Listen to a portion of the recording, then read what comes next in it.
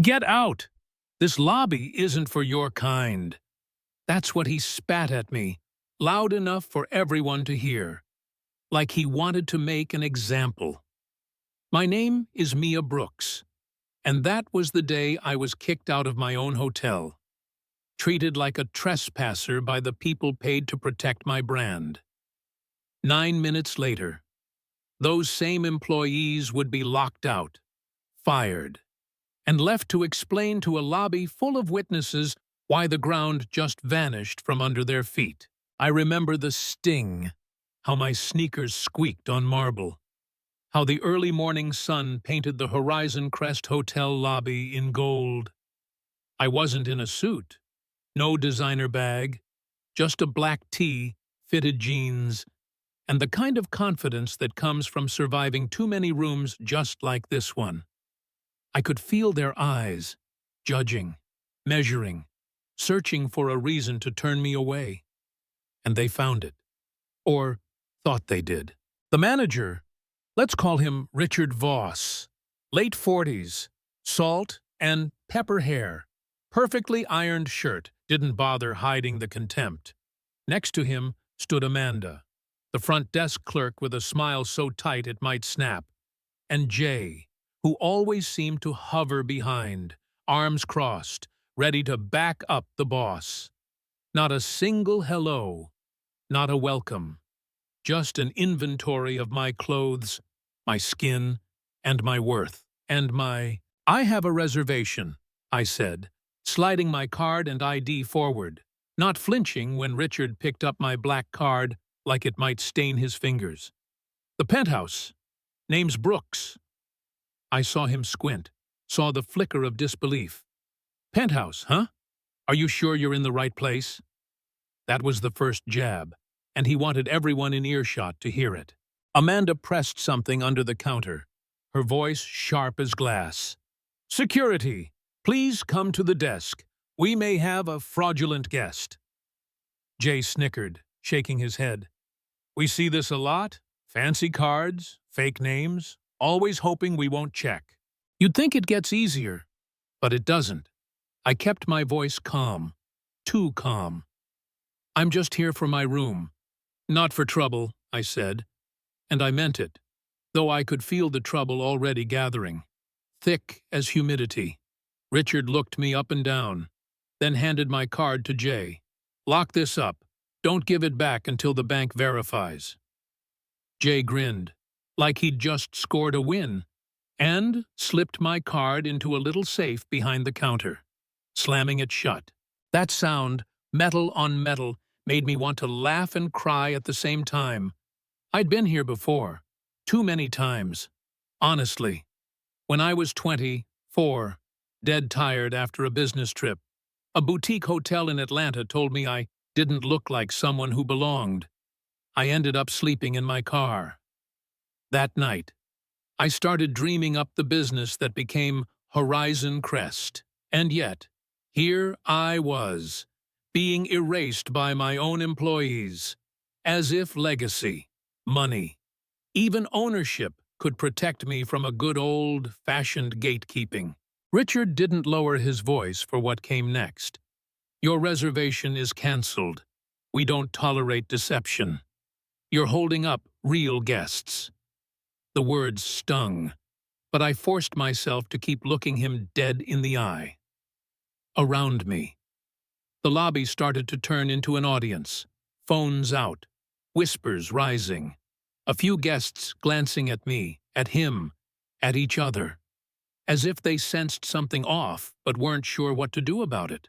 A young woman near the back, Sophie, I'd learned her name was, began filming. I'm posting this, she told her friend. People need to see it.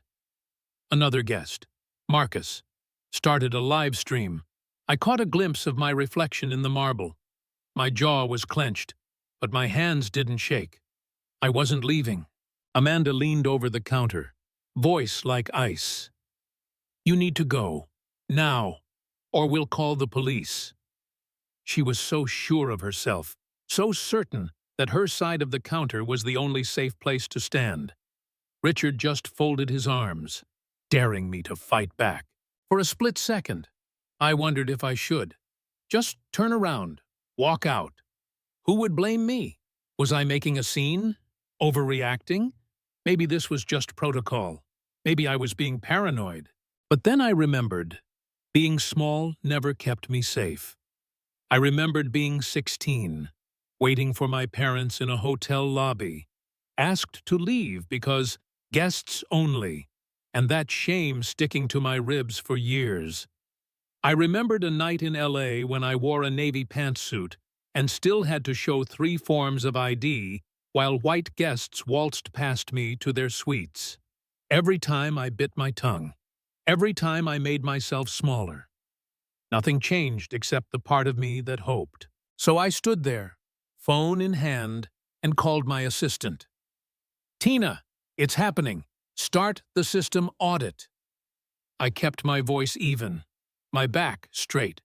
If they wanted a scene, I'd give them the best one of their lives. Suddenly, Elena, the only one behind the counter whose eyes weren't hard, stepped up. "Her name is in the system. I saw it this morning. The reservation is valid." Richard snapped at her. "Another word and you're out. 2. But Elena held her ground. Jaw set. I caught her eye. A silent thank you. The crowd grew. Sophie's camera caught Amanda's hand on my arm, trying to steer me to the door. "Let's go. You're embarrassing yourself." The moment she touched me, gasps erupted. "She just grabbed her," Sophie shouted, her phone now streaming to hundreds, then thousands. That's when the tide turned. Elena stepped out from behind the podium, standing shoulder to shoulder with me. "Don't touch her again," she said, loud enough for the lobby to freeze. Amanda's face went pale. "You'll be fired," she threatened. "Then fire me." Elena shot back. Richard barked orders, desperate. "Get security, now!" But Jay, who'd been so eager to play backup, hesitated.